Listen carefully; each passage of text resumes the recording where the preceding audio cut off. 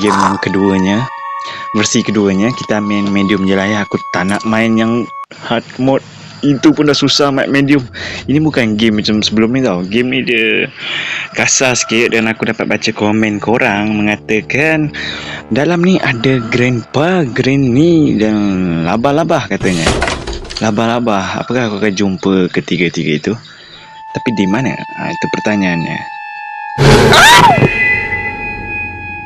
Bab, awal-awal lagi kau dah jam sikit aku.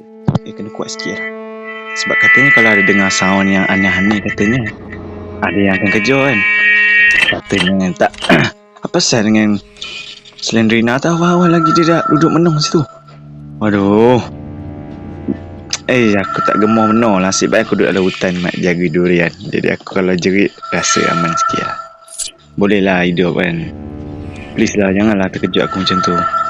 Aku lemah tu. Jangan terkejut aku macam tu, please. Please. Jangan terkejutkan aku macam tu, please. Tangan aku keringetan peluh. Aku takut tak sempat aku nak scroll kamera dia kalau kena kejar. Okay, tak ada buku di sini. Tu ada bunyi tu. Ya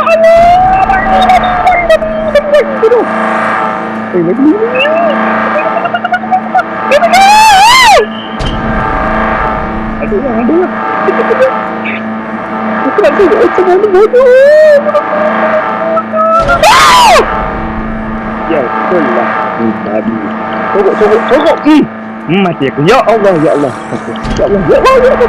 Rendah lagi. Ya Allah.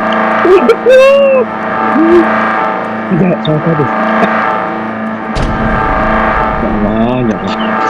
Mana tempat sembunyi? Cepatlah.